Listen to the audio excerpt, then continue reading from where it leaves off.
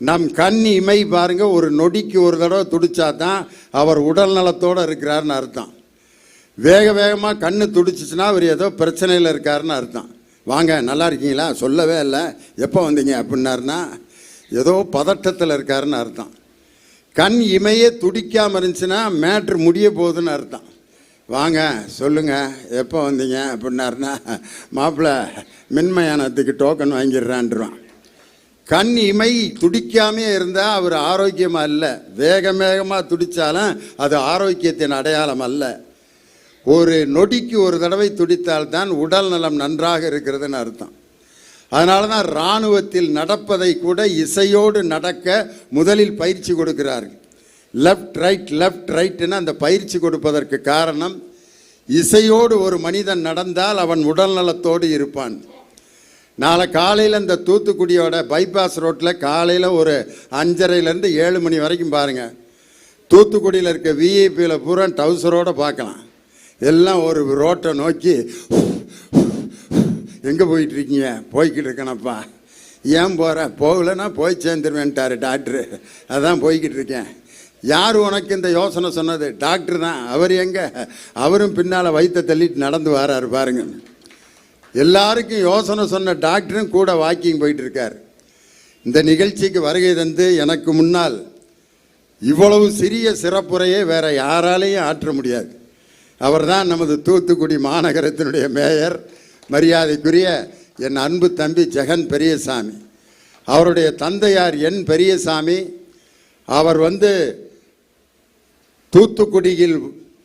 தூத்துக்குடியின் கலைஞர் என்று எல்லோராலும் பாராட்டப்பட்ட ஒரு அற்புதமான மனிதர்.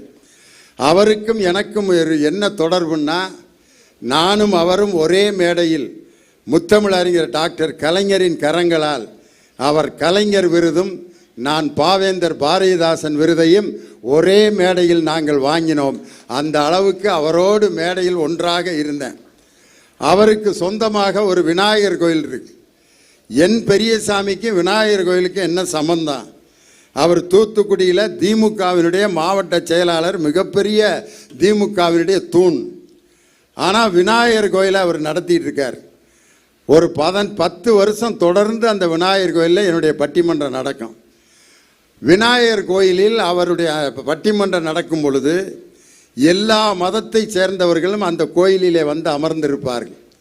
இந்துக்கள், இஸ்லாமியர்கள், கிறிஸ்தவர்கள் எல்லோரும் விநாயகர் கோயிலிலே பெரியசாமி நடத்துகின்ற பட்டிமன்றத்தில் லியோனி மேடையில் பேசி அனைத்து மதத்தினரும் கேட்கின்ற அந்த கண்கொள்ளா காட்சி உண்மையிலே திராவிட இயக்கங்கள் சாதித்தது அதுதான். மதம் ஆச்சரியங்கள் இல்லாமல் எல்லா மதத்தினரையும் தமிழர்கள் என்று ஒன்றுபடுத்திய இயக்கம் நம் திராவிட இயக்கத்தை தவிர வேறு எதுவும் இருக்க முடியாது. அந்த விநாயகர் கோயிலில் எல்லா மதத்தினுடைய பாட்டையும் நான் பாடுவேன் மேடையில். இன்னைக்கு பார்த்தீங்கன்னா ஒரு அருமையான பாடகர் TM சௌந்தரராஜன், அவருடைய 100 ஆண்டு இந்த ஆண்டு. அந்த TM சௌந்தரராஜனுடைய குரல் பார்த்தீங்கன்னா எல்லா மாவட்ட மொழிகள்லையும் அவர் குரலில் பாடியிருக்கார். ஐயர் பாஷையில் பாடியிருக்காரு, தூத்துக்குடி பாஷையில் ஒரு பாட்டு பாடியிருக்கார். அனுபவி ராஜா அனுபவிங்கிற படத்தில் தூத்துக்குடியில் மக்கள் எப்படி பேசுவார்கள்ங்கிறத அந்த பாட்டை வச்சு தான் நான் கண்டுபிடிச்சேன். முத்துக்குளிக்க வாரிகளா. ஒரு மாவட்டத்தை எடுத்துக்கிட்டிங்கன்னா கோயம்புத்தூரில் ஒரு விதமான தமிழ் பேசுவாங்க. யானுங்க நீங்கள் சொல்லி போட்டு போங்க, நான் சாப்பிட்டு போட்டு போங்க. யானுங்க நீங்கள் பேசி போட்டு நீங்கள் பாட்டுக்கு என்ன பண்ணி போட்டு போகிறீங்கம்பாங்க. கோயம்புத்தூர்லேருந்து எங்கள் மதுரைக்காரன் பஸ்ஸில் போயிருக்கான். கண்டக்டரு யானுங்க எங்கெங்கே போகணும் அப்படின்னு இருக்கார். சபரிபாளையம் போகணுங்களா, டிக்கெட்டு வாங்கி போட்டு போங்கன்னு இருக்கார். வாங்கின டிக்கெட்டை ஏன்டா கீழே போட்டு போக சொல்கிறேன்னு அவன் சண்டை போட்டிருக்கான் கோயம்புத்தூரில். திருநெல்வேலி பக்கம் வந்துட்டா அது ஒரு தமிழ். ஏழை என்னலே சொல்லுது, சைக்கிள் எடுத்து சமட்டிலே ஒழுங்காம்பாங்க. தண்ணியை கோரி வாழையை குடிக்கணும்பாங்க. நாங்கள்லாம் எங்கள் ஊரில் மோண்டுட்டு வாம்போம். இங்கே மோண்டுட்டு வர்றதுன்னா அர்த்தமே வேறு. இப்போ தான் பாத்ரூமில் போய் தம்பி மோண்டுட்டு வந்தாம்மா. எங்கள் மதுரைக்காரன் நாங்கள் மோண்டு குடிப்போம்லன்னு இருக்கான். தூத்துக்குடிக்காரன் கதறி அழுதுட்டான், அதெல்லாம் குடிக்க முடியாதுடா, எப்படா பேசுகிறீங்கன்னு. ஒரு 200 கிலோமீட்டருக்குள்ளே ஒரு வார்த்தை எவ்வளவு சிக்கலாயிருது. சென்னையில் ஒரு தமிழ் பேசுவாங்க, உலகத்திலே அப்படி ஒரு தமிழை நீங்கள் பார்க்கவே முடியாது. கும்முடி பூண்டிங்கிற ஊருக்கு நிகழ்ச்சி நடத்த போயிருந்தேன். ஒருத்தன் எனக்கு வரவேற்பு கொடுத்தான். என்ன நான் பேசின்னு இருக்கிறியா? பேசின்னு இருக்கேன். நாஷ்டா துணியா நீயே? என்னடா பேசின நீயா அப்படின்னா, என்னடா நீ பேசின முதல்ல எனக்கு தெரியலடா அப்படின்னு. சென்னையில் ஒரு விதமான தமிழ், கோவையில் ஒரு விதமான தமிழ், தூத்துக்குடியில் ஒரு விதமான தமிழ். ஆனால் அந்த மதுரையில் ஒரு தமிழ் இருக்கான். Present tense, past tense, future tense 3 டென்ஸையும் கலந்து ஒரு புது டென்ஸில் பேசுகிறவன் மதுரைக்காரன் மட்டும்தான். மாமா ஒரு 5000 ரூபா இருந்தால் கொடுன்னா, ஒன்று கொடுக்குறேங்கண்ணா, அல்லது கொடுத்துட்டேங்கண்ணா, அல்லது கொடுக்க போகிறேங்கண்ணா. ஆனால் மதுரையில் என்ன பதில் வரும் தெரியுமா? மாமா ஒரு 5000 ரூபா இருந்தால் கொடுப்போம்ல அப்படிமா. கொடுப்போம்லங்கிறதுக்கு அவன் கொடுக்குறானா, கொடுத்துட்டானா, கொடுக்க போகிறானா கண்டே பிடிக்க முடியாது.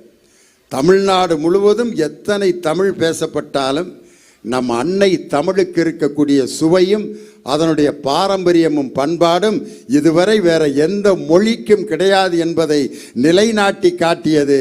கீழடியிலும் சிவகலையிலும் அகலாய்வு நடத்தி 3000 ஆண்டுகளுக்கு முன்பே நாகரிகத்தோடு வாழ்ந்த இனம் நம் தமிழினம் என்பதை நாம் இன்னைக்கு பெருமையோடு நினைச்சு பார்க்கணும். காரணம், எல்லா விதமான பண்பாடுகளையும் அடையாளங்களையும் அந்த சுமந்து கொண்டிருப்பது பாருங்க நம்ம பெண்கள் மட்டும்தான். பெண்களுடைய முகத்தில் தான் தமிழ் பண்பாட்டின் அடையாளங்கள் அனைத்தையும் பார்க்கலாம். திருமணம் முடித்தவரா முடிக்காதவராங்கிறத ஆணை வச்சு கண்டுபிடிக்க முடியாது. ஆணுக்கிட்ட எந்த அடையாளமும் கிடையாது. ஏதாவது ஒரு அடையாளம் இருக்கா? கல்யாணம் முடித்தவரா முடிக்காதவரான்னு. ஆனால் ஒரு மொழி மட்டும் வச்சுருப்பான். அந்த அப்படியே அதை வச்சு கண்டுபிடிச்சிடலாம் ஐயாவுக்கு கல்யாணம் முடிஞ்சிருச்சுன்னு. எப்பட்றா? அதான் முழிக்கிற மொழியிலேயே தெரியுதுன்ட்டு. அதான் திருமணம் முடித்த ஆண்களுக்கு ஆங்கிலத்தில் ஃபேமிலி மேன் அப்படின்னு ஏன் பேர் வைக்கிறான்னா, பேமொழி முழிச்சுக்கிட்டு இருக்கிறதுனால தான் ஃபேமிலி மேன் அப்படின்னு பேர் வச்சிருக்கு. ஆனால் பெண்கள் தான் எல்லா அடையாளங்களையும் தாங்கி இருப்பார். இந்த நெத்தியில் ஒரு பொட்டு வச்சுருப்பாங்க, இந்த கோட்டுக்கு நடுவில் ஒரு பொட்டு வச்சுருப்பாங்க, திருமணம் முடிச்சுட்டா இங்கே பொட்டு வச்சுருப்பாங்க. நான் பெண்கள்கிட்ட கேட்டேன், ஏமா கல்யாணத்துக்கு பிறகு இந்த இடத்துல பொட்டு வைக்கிறீங்கன்னு. எல்லாம் வைக்கிறாளே அதனால தான் நானும் வைக்கிறேன்னுச்சு. கிராமத்தில் ஒரு அக்காவை கட்டி கொடுத்துருந்தா அந்த அக்காட்ட கேட்டான், ஏக்கா மாமாவை கல்யாணம் பண்ண பிறகு இந்த இடத்துல எட்டனா அளவுக்கு பெரிய பொட்டு. அதுக்கு அந்த அக்கா சொல்லிச்சு, அதையும் வைக்கலைன்னா ஒரு 5 பேர் சைக்கிள் எடுத்துக்கிட்டு பின்னாடியே சுற்றுறான்னு கேப்பா, அவனுங்கள்ட்ட இருந்து தப்பிக்கிறதுக்கு தான் இந்த பொட்டை பெருசாக நான் வச்சுக்கிட்டு இருக்கேன்னு. ஒரு பொட்டு வைக்கிறதுல கூட பெண்கள் இன்னைக்கு ஒரு பாரம்பரியத்தை பண்பாட்டை கடைப்பிடித்து கொண்டிருக்கிறார்கள். ஆனால் இன்னைக்கு நாகரிகம் என்ன ஆயிடுச்சுன்னா ஸ்டிக்கர் பொட்டாயிருச்சு. அந்த ஸ்டிக்கர் பொட்டை எங்கே தான் ஒட்டணும்னு ஒரு விவஸ்தையே கிடையாது. கண்ணாடியில் ஒரு 10 பொட்டு இருக்கும், பாத்ரூம் கதவுல ஒரு 20 பொட்டு இருக்கும். ஒரு அம்மா இப்படி தான் ஸ்டிக்கர் பொட்டை வச்சுட்டு பஸ்ஸில் தூங்கிக்கிட்டே வந்து அந்த சீட்டில் ஒட்டி விட்டுருச்சு அந்த பொட்டை. ஒரு நேரம் சரியில்லாதவன் அந்த சீட்டில் வந்து உட்காந்துருக்கேன், அவன் சட்டையில் ஒட்டிருச்சு அந்த ஸ்டிக்கரு. வீட்டில் போய் அவன் என்ன பாடுபட்டிருப்பான்னு யோசனை பண்ணி பாருங்கள். அவன் வீட்டுக்காரம்மா பார்த்துட்டு எத்தனை நாளாக நடக்குது இந்த வேலை அப்படின்னு இருக்கான். அவன் வந்து ஏதோ ஆஃபீஸில் வேலை பார்க்குறது தான் கேட்குறாளாக்குன்ட்டு 25 வருஷமாக நான் வேலை பார்க்குறேன் உனக்கு தெரியாதான்னு. என்னது கல்யாணம் ஆகியே 20 வருஷம் தானே ஆகுது, 25 வருஷமாக நடக்குதா அப்படின்னு. கடைசிக்கு அவனை பார்த்தா அந்த பொட்டை வச்சு சண்டை வந்திருக்கு. அப்புறம் தான் சொல்லியிருக்கேன், அந்த பொட்டுக்கும் உனக்கு என்னையா சம்மந்தானே. பொட்டுக்கும் எனக்கும் சத்தியமாக சம்மந்தமே இல்லை. பொட்டுக்கும் உனக்கும் சம்மந்தம் இல்லை, நான் பொட்டு வச்சவளுக்கும் உனக்கு என்ன சம்மந்தம்னு அந்த ஸ்டிக்கர் பொட்டில் அவ்வளோ பிரச்சனை ஆயிடுச்சு. வாக்கினில் இனிமை, ஒரு மேடையில் பேசுவது என்பது சாதாரண விஷயம் இல்லை. கேட்பார் பிணிக்கும் தகையவாய் கேளாரும் வேட்ப மொழிவதாம் சொல் அப்படிமா.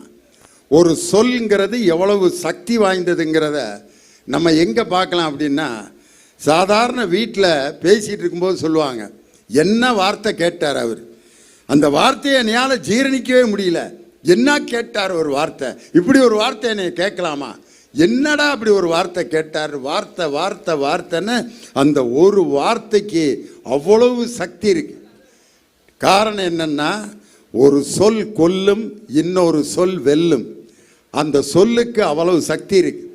ஆஸ்பத்திரியில் ஒருத்தர் சோகம் இல்லைன்னா ஹார்லிக்ஸ் பாட்டில் ஆரஞ்சு பழம்லாம் வாங்கி கொண்டு போய் பார்த்துட்டு அவர்கிட்ட என்ன சொல்லுவான், மாமா ஒன்றும் செய்யாத, கவலைப்படாத, நெஞ்சு வலி தானே, ஒன்றும் பிரச்சனை இல்லை, தைரியமாக இருங்க, ஒன்றும் ஆகாது அப்படின்னு தைரியம் சொல்லிவிட்டு அந்த ஆரஞ்சு பழத்தையும் சாத்துக்குடியும் கொடுத்துட்டு வந்தால் அவர் நிம்மதியாக இருப்பார். சில பேர் போய் என்ன பண்ணிடுவேன், மாமா நெஞ்சு வலியா, எத்தனை நாளா? 5 நாளா? எந்த பக்கம்? இடது பக்கம். இடது பக்கமா? வலிக்கப்படாத ஐயா. இதே மாதிரி தான் எங்கள் பெரியப்பா வலிக்குதுன்னு சொன்னார். முந்தா நாள் தான் இறந்து போனார் அப்படின்றான். சொல்லிக்கிட்டு இருக்கும்போது அவன் என்னதுன்னா அவ்வளோதான். எழுப்பி பார்த்தா மேட்ரு முடிஞ்சிருச்சு. ஒரு வார்த்தை போதும் ஒரு மனிதனை கொல்வதற்கு. ஆனால் வெல்கின்ற சொற்களை சொல்வது ரொம்ப கஷ்டம். காரணம், மேடையில் பேசுகின்ற ஒரு வார்த்தை அமர்ந்து கேட்பவர்களுக்கு மிகப்பெரிய நம்பிக்கையை கொடுக்கும். நேற்று நான் ஆரணிக்கு பக்கத்தில் ஒரு ஊரில் அரசியல் பொதுக்கூட்டம் பேசினேன். பேசி முடிச்சோன்னே அந்த மேடையில் இருந்தவர் சொல்கிறாரு, இன்னைக்கு ராத்திரி நான் ப்ரெஷர் மாத்திரை போடுவேன், உங்கள் பேச்சை கேட்டதுக்கு பிற்பாடு இன்னைக்கு நான் ப்ரெஷர் மாத்திரை போடாமல் தூங்குவேன் அப்படின்னு சொன்னார் பாருங்க. அதுதான் ஒரு பேச்சிலே வாக்கினிலே இனிமை. மேடையில் இருக்கிறவங்க தன்னை சுற்றி இருப்பவர்கள் எல்லோரும் மகிழ்ச்சியாக இருக்க வேண்டும் என்று நினைக்க வேண்டும். நம்ம வாயிலிருந்து வரக்கூடிய சொற்கள். முத்தமிழறிஞர் டாக்டர் கலைஞர் அப்படிதான். அவரை சுற்றி இருப்பவர்கள் எல்லோரும் மகிழ்ச்சியாக இருக்க வேண்டும் என்பதற்காகவே அவருடைய பத்திரிகையினுடைய பேட்டிகளை கேட்டிங்கன்னா அவ்வளவு சுவாரஸ்யமாக இருக்கும். ஒரு நாள் ரஜினிகாந்த் அவரை சந்திச்சுட்டு போகிறாரு. ஒரு அரசியலில் முக்கியமான காலகட்டம். ரஜினிகாந்த் பார்த்துட்டு போனது பிற்பாடு பத்திரிகைக்காரங்கள்லாம் கலைஞர்கிட்ட போகிறாங்க. போய் ரஜினிகாந்த் உங்களை சந்தித்து பேசினார், என்ன பேசினார் அப்படின்னா அவர் இப்படியே பார்த்தார். பத்திரிகைக்காரங்களாம் ரொம்ப ஆசையாக பேப்பர் பேனாவோடு அப்படியே ரெடியாக இருக்காங்க. ரஜினிகாந்த் உங்களிடம் என்ன பேசினார்? தலைவர், ரஜினிகாந்த் என்னிடம் தமிழில் பேசினார் அப்படின்னார். பத்திரிகைக்காரங்கள்லாம் தமிழில் தான் பேசினார், என்ன விஷயம் பேசினார்? ரஜினிகாந்த் என்னிடம் என்ன சொன்னார் என்றால் அப்படின்னு, ஆஹா சொல்ல போகிறாரு அப்படின்னு பேப்பர் பேனாவை ரெடியாக வச்சுருந்தாங்க. அவர் என்னிடம் சொன்னதை யாரிடமும் சொல்ல வேண்டாம் என்று சொன்னார் அப்படின்னு. பத்திரிக்காரங்கெல்லாம் ரொம்ப நன்றிங்க ஐயா, இப்படி ஒரு பதிலை சொல்கிறாரு. யாராவது இப்படி ஒரு பதிலை எதிர்பார்த்திருப்போமா? தன்னை கேட்கின்ற கேள்விகளுக்கு அவர்கள் ரசிக்கின்ற வகையில் சொல்கின்ற பதில் ஒரு ஆற்றல் மிக்க ஒரு பதில். அது ஒரு மிகப்பெரிய ஒரு போலீஸ் அதிகாரி ரிட்டையர் ஆகிறார். அவர் பேர் பிபி ஷெனாய். அந்த ரிட்டையர்மெண்ட் ஃபங்க்ஷனுக்கு டாக்டர் கலைஞர் சிறப்பு விருந்தினராக போயிருக்காரு. மேடையில் என்ன சொல்கிறாரு, அந்த போலீஸ் அதிகாரி பேர் பிபி ஷெனாய். பிபி ஷெனாய் அவர் வட இந்தியாவையும் தென்னிந்தியாவையும் இணைத்த காவல்துறை அதிகாரி அப்படின்னார். யாருக்குமே புரியல, என்னடா வட இந்தியாவையும் தென்னிந்தியாவையும் ஒரு போலீஸ் அதிகாரி எப்படி இணைக்க முடியும்? தலைவர் அதுக்கு விளக்கம் கொடுத்தார். பிபி என்பது தென்னிந்தியாவில் ஊதப்படும் வாத்தியம், ஷெனாய் என்பது வட இந்தியாவில் ஊதப்படும் வாத்தியம். பிபி ஷெனாய் வட இந்தியாவையும் தென்னிந்தியாவையும் இணைத்தவர் தான் நமது பிபி ஷெனாயின்னு. அவர் எங்கள் அப்பா அம்மா கூட இதை நினச்சி இப்படி ஒரு பேர் வச்சுருப்பாங்களான்னு தெரியலையே. ஒரு பேருக்குள்ளே இவ்வளவு விஷயத்தை யோசித்து சொல்கிறாரு பாருங்க. அதுதான் மேடையிலே பேசுகின்ற அந்த பேச்சிலே வாக்கினில் இனிமை. பேரறிஞர் அண்ணாவை எல்லோரும் ஒரு அரசியல் தலைவனுடைய பேச்சை டிக்கெட் எடுத்து மக்கள் கேட்டார்கள் என்றால் அந்த புகழுக்கு முதல் சொந்தக்காரர் பேரறிஞர் அண்ணா என்ற அற்புதமான பேச்சாளரும் அரசியல் தலைவரும். அவர் பேசும்பொழுது பார்த்தீங்கன்னா பொடி போட்டுக்கிட்டே பேசுவார். எப்போ பொடியை எடுக்கிறாரு எப்போ போடுறாருன்னு கண்டே பிடிக்க முடியாது, பேசிக்கிட்டே போடுவார் பொடி. இப்போ அண்ணா பேசுகிறதுக்கு பேசும் பொழுது பொடி போடுற மாதிரியே பேசுகிறேன், எப்போ போட்டாருன்னு நீங்கள் கண்டுபிடிங்க பார்ப்போம். ஆய்ந்தறிதல் வேண்டும், அதற்கேற்ற அஞ்சாமை வேண்டும். இன்றைய சிந்தனையை சிறைப்படுத்திவிட்டு கொடுமையை கோலோச்ச செய்வதற்கு உடந்தையாகி விடுவோம். பட்டம் பெற்றெடுக்கின்றீர், பாராட்டுக்குரியீர். பட்டம் எதற்கு? காட்டி கழித்திடவா, அன்றி பணி செய்திட கிடைத்திட்ட ஆணையென கொண்டிடவா? புள்ளி கலாபமையில் தோகை விரித்து ஆடுவது எதற்காக? பிறர் காண்பதற்காக, பிறர் மகிழ்வதற்காக. பொடி போடும் இடைவெளியில் கூட தமிழன் தமிழ் கேட்க மறக்கக்கூடாது என்று மேடைதோறும் முழக்கம் செய்த பேரறிஞர் அண்ணாவின் பேச்சு அந்த வாக்கினிலே இனிமையை நமக்கு கற்றுக் கொடுத்தது. திருமுருக கிருபானந்த வாரியார் அவருடைய பேச்சு எப்படி இருக்கும்னா ஒரு கீச்சு குரல்ல ஆரம்பிப்பார். முருகனின் தனி பெருங்கருணையினாலே இங்கே அமர்ந்திருக்கின்ற பக்த கோடிகளுக்கு முருகன் ஏராளமான நன்மைகளை தர வேண்டும். அன்னைக்கு சிவபெருமானை பற்றி பேசுகிறார். முன்னால் சின்ன பையங்கள்லாம் உட்காந்துருக்காங்க. வாரியார் சாமி முன்னால் இருக்க பையனை கேட்குறார், டேய் முருகனுடைய அப்பா யார்ரா அப்படின்னு ஒரு பையனை கேட்குறார். அவன் எந்திரிச்சு அன்னைக்கு திருவிளையாடல் படம் பார்த்துருக்கான். முருகனுடைய அப்பா பேர், திருவிளையாடல் படம் பார்த்ததுனால முருகனுடைய அப்பா சிவாஜின்ட்டான்.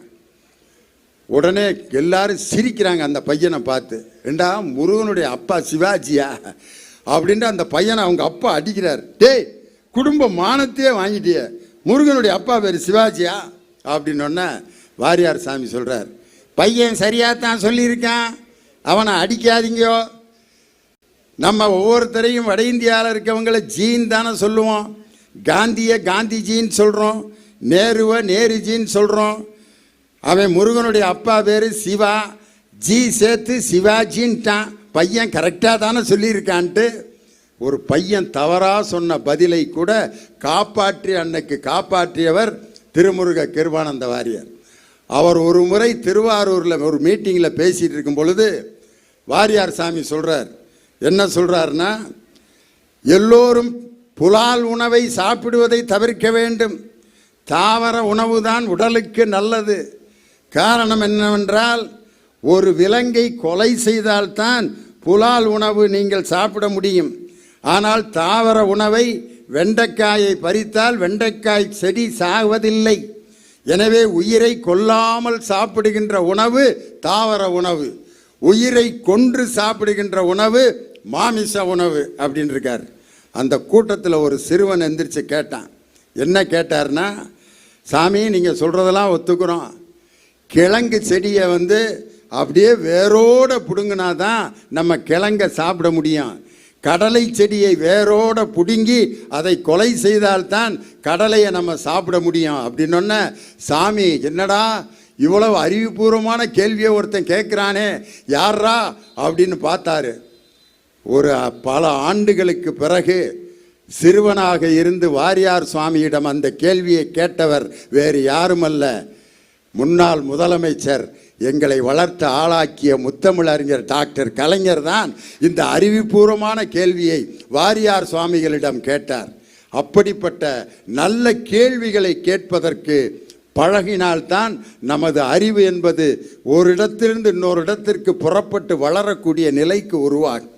ஆனால் இன்னைக்கு பாருங்க, கிராமங்களில் இன்னைக்கு என்ன பழமொழி வச்சுருக்காங்க, சிரிக்கும் பெண்களை நம்பாதே, அழுகிற ஆண்களை நம்பாதேன். ஒரு ஆண் அழக்கூடாது, பெண் சிரிக்கக்கூடாது. இன்னைக்கு இருக்கு, ஒரு பெண் சிரிக்கக்கூடாதுன்னு பழமொழி. அதனால தான் ஒரு டெத்து வீட்டில் பார்த்தீங்கன்னா பெண்கள் தான் கட்டி சேர்ந்து பிடிச்சி ஒப்பாரி வச்சுட்டு இருப்பாங்க. ஆண்கள்லாம் பாருங்க, இந்த இறந்த ஒரு முக்கியமானவர் கூட அழுக வந்தால் கூட அழுக மாட்டான். ஆனால் அந்த இளவை பறி கொடுத்தவர்கிட்ட சில கேள்விகள் கேட்பாங்க, தேவையில்லாத கேள்வி. அவர் இப்படி கையை வச்சுட்டு நிற்பார், அவர் கை மேலே கை வச்சு, இறந்துட்டாரா அப்படிமா. இது எவ்வளோ முட்டாள்தனமான கேள்வி. இறந்து 6-7 மணி நேரம் ஆகுது. அதுக்கு அவன் பதில் சொல்லுவான், ஆமாம் இறந்துட்டார். எத்தனை மணிக்குன்னு தெரிஞ்சு என்ன செய்ய போகிற? அவனு 5 மணிக்கு. 5 மணிக்கா? ஏன் 4 மணிக்கு நான் எழுப்பி விட்டுருவேன் அவனை. எதுக்கு தான் கேட்குறான்னு தெரியல இந்த கேள்வி. அதுக்கப்புறம் ஒரு கேள்வி கேட்பான், அது அதை விட அடிமுட்டாள்தனமான கேள்வி, எப்படி செத்தாரு அப்படிமா. அவர் செத்தா காட்ட முடியும். அதுக்கு இந்த கூறு கட்டவன் பதில் சொல்லிகிட்டு இருப்பான். காலையில் 5 மணிக்கு உட்காந்துருந்தார், நெஞ்சு வலிக்குதுன்னு சொன்னாரா, இந்த குறுக்கு சாலைக்கு பக்கத்தில் ஒரு டாக்டர் இருக்கார், அவர்கிட்ட கூட்டிகிட்டு போனான். போகிற வழியிலேயே அதுக்கு அவன், குறுக்கு சாலையில் இருக்க டாக்டர்கிட்ட எதுக்கு கூட்டி போனேன், தூத்துக்குடி கூட்டி போயிருந்தா பொழைச்சிருப்பார்ல. அதுக்கு இவன், என்னடா நம்ம தான் கூட்டி போகாமல் கொலை பண்ண மாதிரிலாம் பேசுகிறான். அடுத்து இன்னொருத்தன் கேட்டான், மாமா எப்படி இறந்தார்? பதிலை மாற்றிட்டான். நெஞ்சு வலிக்குதுன்னு சொன்னாரா, தூத்துக்குடியில் இருக்க டாக்டர்கிட்ட கூட்டிகிட்டு போயிட்டான், போகிற வழியிலேயே இறந்துட்டார். அதுக்கு இவன், தூத்துக்குடியில் இருக்க டாக்டர்கிட்ட எது கூட்டி போனேன், குறுக்கு சாலையில் ஒரு டாக்டர் இருக்கார்ல, என்னடா இப்படி சொன்னா அப்படிங்கிறான், அப்படி சொன்னா இப்படிங்கிறான், ரெண்டையும் சேர்த்து சொல்லிடுவோம்னா அடுத்து வந்தவன்கிட்ட சொன்னான், மாமா எப்படி இறந்தார், நெஞ்சு வலிக்குதுன்னு சொன்னாரா, குறுக்கு சாலையில் இருக்க டாக்டர்கிட்ட கூப்பிட்டு போனோம், அவர் தூத்துக்குடி கூப்பிட்டு போய் சொல்லிட்டார், போகிற வழியிலே இறந்துட்டார். அதுக்கு இவன் எதுக்குடா ஆஸ்பத்திரிக்கா கூப்பிட்டு போனேன், அவர் தான் முடிய போகுதுன்னு தெரிஞ்சிருக்குல்ல, வீட்டிலே வச்சுருந்தா நிம்மதியாக இறந்துருப்பார்லன்னு. என்னடா எது சொன்னாலும் நம்ம தான் கொலை ஒன்ன மாதிரில பதில் பேசுகிறேன். அடுத்து வர்றவன்ட்டு அவன் என்ன பதில் சொல்லியிருப்பான்னு நினைக்கிறீங்க? மாமா எப்படி இறந்தார், நீயே எழுப்பி கேட்டுக்கிடான்ருக்கேன். அவர் எப்படிரா பதில் சொல்லுவார், தெரியாதில்ல போட அப்படின்னு. ஒரு கேள்வி கேட்பது என்பது அந்த கேள்வியின் மூலம் கிடைக்கின்ற பதில் நமக்கு ஒரு மிகப்பெரிய அறிவு வளர்ச்சியை நமக்கு உண்டு பண்ணணும். அதுதான் உண்மையான கேள்வி. அந்த கேள்வியை யார் சிறப்பாக கேட்கிறார்களோ அந்த கேள்வியால் தான் அறிவு என்பது வளரும். அந்த அறிவு வளர்வதற்கான கேள்விகளை கேட்பதற்கு நம்ம மாணவர்களுக்கு இன்றைக்கி பயிற்சி கொடுக்கணும். ஒரு 2 ஆண்டுகளாக நம்ம அந்த கொரோனா காலத்தில் வாழ்ந்த நேரத்தில் மாணவர்களுக்கு பள்ளிக்கூடம்னா என்னானே தெரியாமல் இருந்த அந்த மாணவர்கள் ஒரு 2 வருஷம் கழித்து இன்றைக்கி ஸ்கூலுக்கு வந்திருக்காங்க. வர்றதுக்கு முன்னாடி அவங்கெல்லாம் எதில் படிச்சுட்டு இருந்தாங்கன்னா ஆன்லைன் கிளாஸில் படிச்சுட்டு இருந்தாங்க. அந்த ஆன்லைன் வகுப்பில் படிக்கும் பொழுது எல்கேஜி யூகேஜி எல்லாமே ஆன்லைன் கிளாஸில் நடந்துட்டு இருந்துச்சு.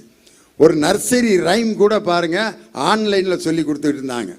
ரிங்கா ரிங்கா ரோசஸ் பாக்கெட் ஃபுல்லாக பாய்சஸ் அஸ்ஸா புஸ்ஸா ஆல் ஃபால் டவுன். இது ஆன்லைனில் நடந்துட்டுருக்கு. என் பேரனும் பேத்தியும் பக்கத்து ரூமில் உட்காந்து ஆன்லைன் கிளாஸ் அட்டன் பண்ணிட்டு இருந்தாங்க. நான் இந்த ரிங்கா ரிங்கா ரோசஸ் பாட்டை கேட்கவும், ஆஹா பேரனும் பேத்தியும் சந்தோஷமாக படிச்சுட்டு இருக்காங்கடான்னு நினச்சேன். திடீர்னு பார்த்தா சவுண்டு மாறுச்சு. மிஸ்ஸோட குரலையும் காணா, பேரம்பேத்தியோட குரலையும் காணா. என்ன குரல் ஓடிக்கிட்டு இருந்துச்சுன்னா, டே பட்லு, நீ என்னடா சமோசாவை திங்காம என்னைய விட்டுட்டு சமோசா சாப்பிட்டுக்கிட்டு இருக்க, டே பட்லு எனக்கு சமோசா கொடுறான். டே மோட்டு, ஜான் நம்மளை துரத்திட்டு வர்றான், நீ என்னடான்னு பார்த்தா மோட்டு பட்லு ஓடிக்கிட்டு இருக்கு.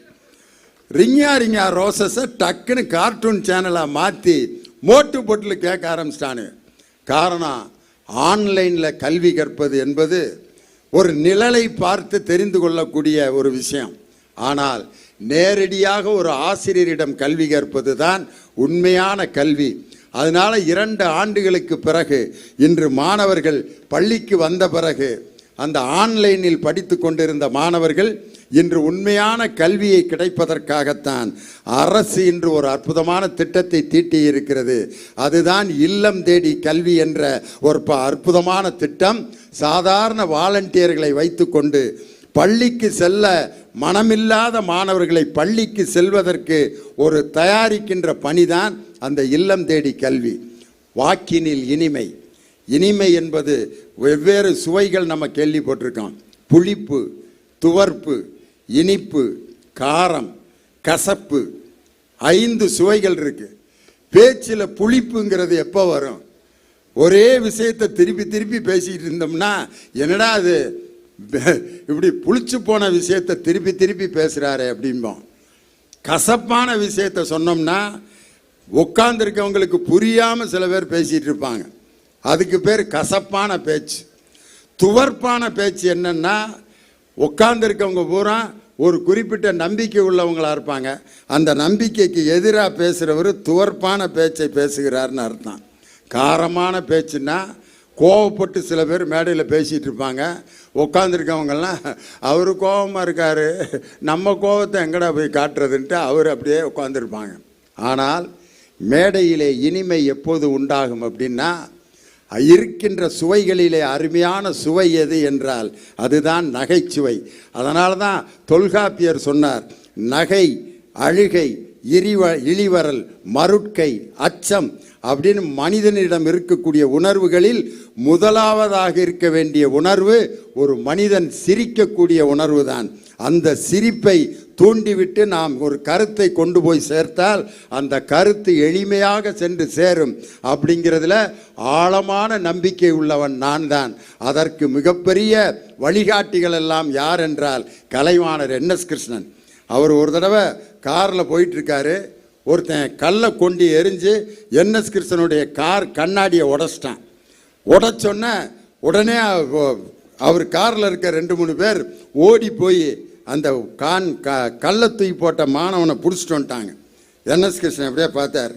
ஐயா, இவன் தான் உங்கள் காரை கல்லை கொண்டு கண்ணாடியை உடைச்சவன். என்எஸ் கிருஷ்ணன் அப்படியே பார்த்துட்டு, நீ தான் என் கண்ணாடியை உடைச்சவனா?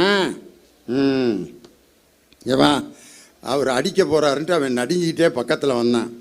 பாக்கெட்லேருந்து 2 ரூபா எடுத்து கொடுத்தாரு.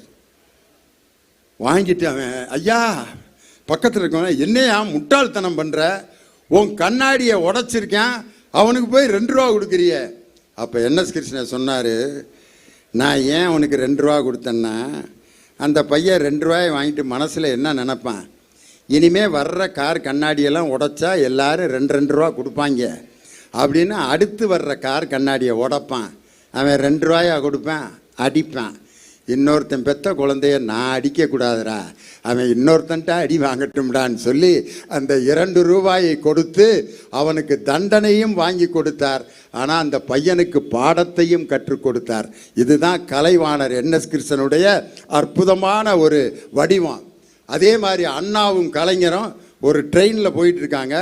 ஒருத்தன் பிச்சை எடுத்துகிட்டு வர்றான். பிச்சை எடுத்துகிட்டு கண் தெரியாதவங்க பாடுறதுக்குன்னே சில பாட்டு ட்ரெயினில் இருக்கும், பார்த்துருப்பீங்க. தாய் தந்த பிச்சையிலே பிறந்தேனம்மா, இங்கு நீ தந்த பிச்சையிலே வளர்ந்தேனம்மா, அம்மம்மா தம்பி என்று நம்பி அவர் உன்னை வளர்த்தார். ஐயா, கண்ணு தெரியாதவன் ஐயா, ஏதாவது உதவி செய்யுங்க ஐயா அப்படின்ட்டு அப்படியே வர்றான். வந்து அண்ணாவும் கலைஞரும் உட்காந்துருக்காங்க. பக்கத்தில் வந்தவன், ஐயா, கருப்பு துண்டு போட்டவர், கண்ணு தெரியாதவன் ஐயா, ஏதாவது உதவி செய்யுங்க ஐயா. ஐயா, கூலிங் கிளாஸ் கண்ணாடி போட்டவர், கண்ணு தெரியாதவன் ஐயா, ஏதாவது உதவி செய்யுங்க ஐயா. அண்ணா பாக்கெட்லேருந்து 5 ரூபா எடுத்து கொடுத்துருக்காரு.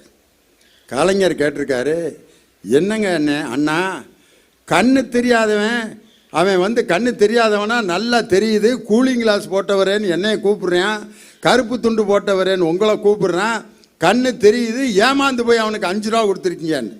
அண்ணா சொல்லியிருக்காரு, நான் உனக்கு அண்ணன், அவன் பக்கத்து கம்பார்ட்மெண்ட்லேருந்து வர்றப்பே கண்டுபிடிச்சிட்டேன் அவனுக்கு கண்ணு தெரியும்னு. அப்புறம் ஏன் 5 ரூபா கொடுத்தீங்க? அவன் பாடின பாட்டு நல்லா இருந்துச்சுரா, அந்த கலை ஆர்வத்தை பாராட்டி நான் அவனுக்கு 5 ரூபா கொடுத்தேன். அவன் என்னை ஏமாத்தினா கூட பரவாயில்ல, அந்த பாடிய கலை நன்றாக இருந்ததுன்னு பேரறிஞர் அண்ணா அவன் கையில் 5 ரூபா கொடுத்துருக்கார். இப்படி ஒரு கலையை வளர்க்க வேண்டும் என்று சொன்னால் நன்றாக அதை ரசிக்கணும். ஒரு நகைச்சுவையை கேட்டு சிரிக்க முடியலன்னாக்க அவன் இந்த உலகத்தில் வாழ்ந்து பிரயோஜனமே இல்லை. நானும் ஒரு ஊரில் பேசிக்கிட்டே இருக்கேன், கூட்டமே விழுந்து சிரிச்சிட்டு இருக்கு. ஒரு 3 பேர் இருந்தா 2 மணி நேரம் இதே மாதிரியே இருந்தாங்க. பயந்துட்டு அவனுங்களை பார்த்து, எதுவும் தமிழேது தெரியலையான்னு கேட்டால் தமிழில் தான் பேசிகிட்டு இருக்கேன், காது கேட்கலையான்னு கேட்டால் கூப்பிட்டா திரும்புகிறேன். அப்புறம் ஏன்டா உங்களால் சிரிக்க முடியலன்னா, வேற ஒன்றும் இல்லை, சிந்திக்கிற ஆற்றல் எவனுக்கு இருக்கிறதோ அவனால் மட்டும்தான் சிரிக்க முடியும் என்று கலைவாணர் என்எஸ் கிருஷ்ணன் ஒரு பாட்டில் பாடியிருப்பார்.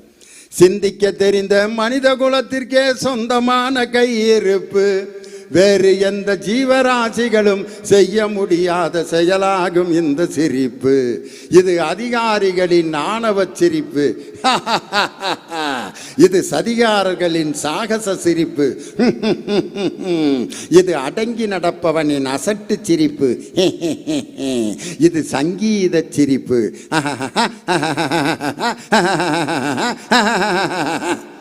எத்தனை வகையான சிரிப்பு! மேடையில் இப்படித்தான் ஒரு சங்கீத வித்வான் பாடிக்கிட்டு இருந்தார். பாடுறாரு பாடுறாரு பாடுறாரு, கூட்டம் உட்காந்து எப்படா முடிப்பாருங்கிற நிலைமைக்கு ஆளாயிருச்சு.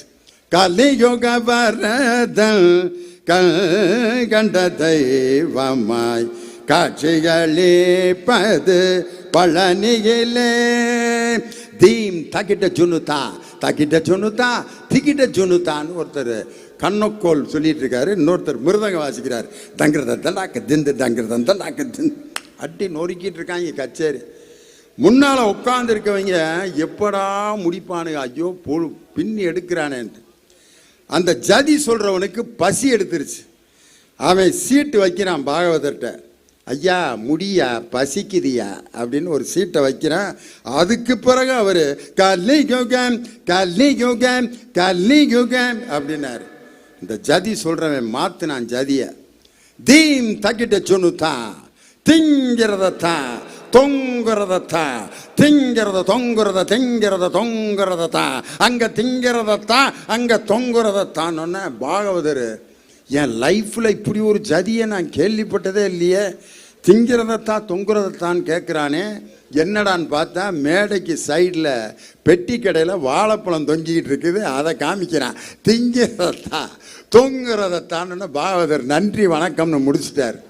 ஒரு மனிதனுக்கு பசிக்கு மீறிய ஒரு விஷயம் இல்லை, ஆனால் செவிக்கு உணவில்லாத போது கூட சிறிது வயிற்றுக்கும் ஈயப்படும் என்று பசியையும் மீறி அந்த செவியின் சுவையை உணர முடியும் என்று 2000 வருடங்களுக்கு முன்பே சொல்லியவன் நம் தெய்வ புலவன் திருவள்ளுவர் தான்.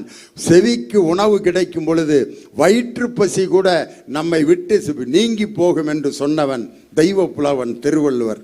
அப்படி கேட்பார் பிணிக்கும் தகையவாய் கேளாரும் வேட்ப மொழிவதாம் சொல் என்று சொல்லுக சொல் பிரிதோர் சொல் அச்சொல்லை வெல்லும் சொல் இன்மை அறிந்தின். எந்த சொல்லை நாம் பயன்படுத்துகிறோமோ அந்த சொல் மற்றவர்களுக்கு மகிழ்ச்சியையும் நிம்மதியையும் நல்ல உணர்வையும் தருகின்ற சொற்களை பயன்படுத்துவதுதான் ஒரு மனிதனுடைய வாழ்க்கையின் வெற்றியின் அடையாளம் என்று சொல்லி, மனதில் உறுதி வேண்டும் என்று சொன்ன பாரதியார், வாக்கினிலே இனிமை வேண்டும் என்று சொன்ன பாரதியார், நினைவு நல்லது வேண்டும் என்று சொன்ன பாரதியார் தன் வாழ்க்கையில் எப்படி வாழ்ந்து காட்டினார் என்றால், அவர் ஒரு முறை மேடையிலே அவர் மேலே போட்டிருந்த ஒரு சட்டை கிழிந்த சட்டையை போட்டுக்கிட்டு ராஜாட்ட வந்திருக்கார். ராஜா பார்க்குறார், பாரதி கிழிந்த சட்டையை போட்டிருக்கீங்க, இந்தங்க ஒரு சட்டை அப்படின்னு சொல்லி கிழிந்த சட்டையை வாங்கிட்டு புது சட்டையை பாரதிக்கு கொடுத்துருக்கார். பாரதி புது சட்டை போட்டு அப்படி நடந்து வந்திருக்கார். ரோட்டில் ஒருத்தன் சட்டை இல்லாமல் இருந்திருக்கான், அவனுக்கு அந்த சட்டையை கழட்டி கொடுத்துட்டார். கொடுத்துட்டு அடுத்த நாள் அதே கிழிஞ்ச சட்டையை போட்டு ராஜாட்ட வந்திருக்காரு. ராஜா பார்த்துட்டு, நேத்தான் உனக்கு உங்கள் புது சட்டை கொடுத்தேன், இப்பயும் கிழிஞ்ச சட்டையை போட்டு வந்திருக்கீங்க அப்படின்னு சொன்னோன்னே, சரி இன்னும் 2 சட்டை கொடுங்க பாரதிக்கு, இனிமேல் மற்றவங்களுக்கு கொடுத்துட்டு இன்னொன்று உங்களுக்காக பயன்படுத்திக்கிங்க அப்படின்னு சொன்னோன்னே, பாரதி சொன்னான், இனிமேல் கொடுக்குற சட்டையை மற்றவங்களுக்கு கொடுக்காதீங்க அப்படின்னு ராஜா சொன்னார். அப்போ பாரதி அமைதியாக சொன்னான், நேற்று எனக்கு ஒரு சட்டை கொடுத்தீங்க, அதை இன்னொருத்தனுக்கு கொடுத்தேன், இன்னைக்கு எனக்கு 2 சட்டை கிடச்சிருக்கு. யார் மற்றவர்களுக்கு கொடுக்க வேண்டும் என்று நினைக்கிறார்களோ அவர்களுக்கு மேலும் கிடைத்து கொண்டே இருக்கும். அதனால் மற்றவர்கள் நம்ம ரசிக்கணும் நினைக்கிறவங்க, மற்றவர்கள் நன்றாக இருக்க வேண்டும் என்று நினைப்பவர்கள் தான் மட்டும் நன்றாக இருக்க மாட்டார்கள், மற்றவர்களையும் நன்றாக இருக்க வைப்பவன்தான் தமிழன் என்பதை பாரதி தன்னுடைய நடவடிக்கையில் சுட்டிக்காட்டினான். அப்படி நமது நடவடிக்கையிலும் வார்த்தையிலும் வாழ்க்கையிலும் இனிமையோடு வாழ்ந்து மக்களை மகிழ்ச்சிப்படுத்துவோம் என்று சொல்லி உங்களிடமிருந்து விடைபெறுகிறேன். நன்றி, வணக்கம்.